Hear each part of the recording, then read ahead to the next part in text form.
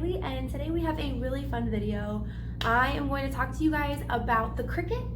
We actually have the Cricut Maker here at Crafters Pantry, so we'll really get into that and everything regarding how I feel about it. I've been practicing with it, but specifically today, we're going to get into adhesive permanent vinyl. I've been obviously having a really fun time with the Cricut and playing with making decals, but I want to walk you through the process of how to apply your vinyl decal, including weeding and all of that. So today's project is going to be festivizing our office, specifically for fall, since that season is officially upon us, which is super exciting. So as you can see, I've had a lot of fun with adding decals around my desk area.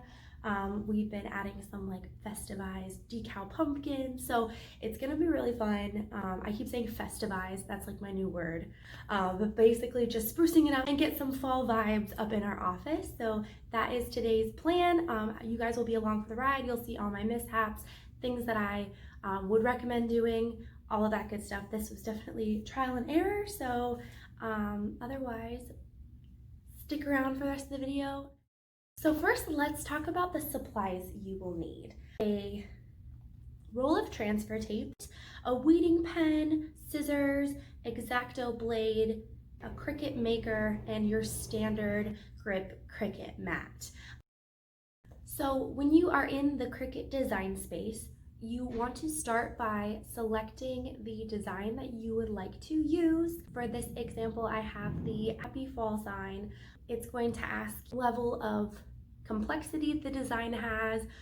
So in this case, I just selected simple, but as you can see with the select and delete section, you can go in and delete certain parts of the design out if you don't want them in the when the Cricut goes to cut the design. In this case, I don't need to do that, so I'm just gonna move on. And then once you upload your design, it'll pop up and you can actually scale your design. So once I have that scaled to my liking, then I can hit make it, and then I can place it where I want it on the actual mat, so that's where it will cut out of the vinyl. That is just a quick rundown of how the Cricut works.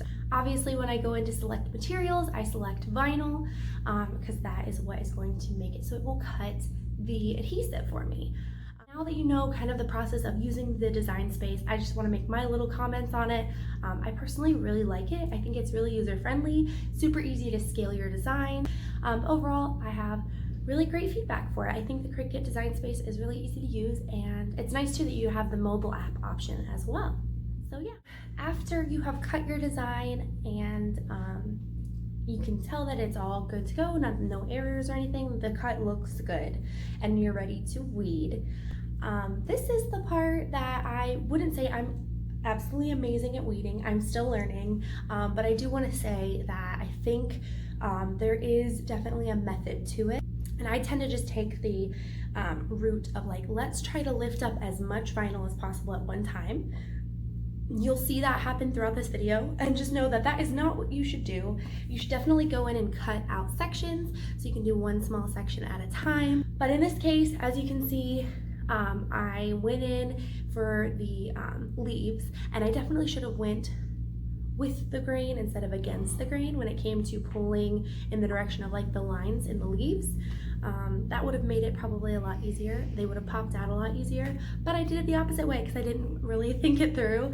And so I actually had to go back and kind of replace parts of the leaf cutout. You can kind of see the outline of the design cut into the backing just a little bit.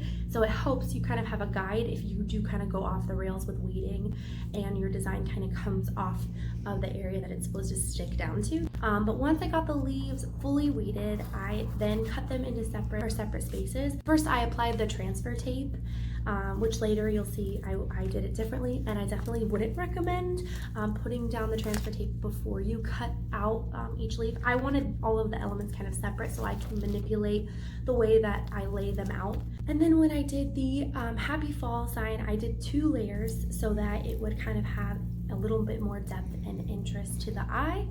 You can tell with the weeding that I had definitely a bit of a struggle trying to get it all weeded properly. It was a little bit of a struggle. And so when I did the second layer, I definitely took the time to cut down the middle, have the two separate blocks to work with, and it made it so much simpler. So I would highly recommend that you cut your design into sections when you're weeding so that you're not bound to one area. You can also just cut through just the vinyl, not the backing, and just have sections cut out that way. That when you go to select a design, really think about how intricate you want it to be. I noticed that the more intricate the design, the longer it takes to weed and the more frustrated I tend to get. So lately I've been trying to pick designs that are a little thicker, a little like this one looks like it would be difficult, but it's actually pretty simple. This one's pretty simple. It's when they have these little tiny details that it starts to get a little bit of a struggle. But you know, just takes practice is all. So when I went to place the design down on the wall, I definitely wish I would have placed it a little lower. So is that just above my computer? And that's something that I would recommend doing, is kind of mapping out where you want to place your design first before you place it down. And a way to do this to kind of understand the scale would be to hold it up while it's still on like the regular paper, not the transfer tape yet, so you're not gonna like accidentally stick it down, and just kind of frame it up to where you want it, and then you can mark on the wall with like a pencil where you want it, so that way when you go to place, you already know where it's gonna go and it's placed in the right place, centered and everything. I didn't do that, I kind of just winged it, but that is something that I would definitely pay attention to, is just really making sure you take the extra time to make sure you have it in the right spot where you want it. So overall, I'm really happy with how the happy fall sign turned out. I think it's super cute. I think this would also be really cute if you did it with heat transfer vinyl and put it on a wood backing. I definitely recommend getting a Cricut if you also like making different designs and bringing them to life, putting them on your walls, putting them in frames, on wood, whatever it is. I would recommend this machine. I think it's been a blast to use. And then here's just some additional projects I worked on to spruce up our office. We made some cute little pumpkins and a couple other decals for the walls. So yeah, I definitely would recommend playing around with the Cricut. It's been really fun, and I highly recommend it. And you'll see me continue to use it to make fun projects. And if you follow us on Instagram, on Facebook, and on Pinterest, you'll see all the cool designs that we've been making.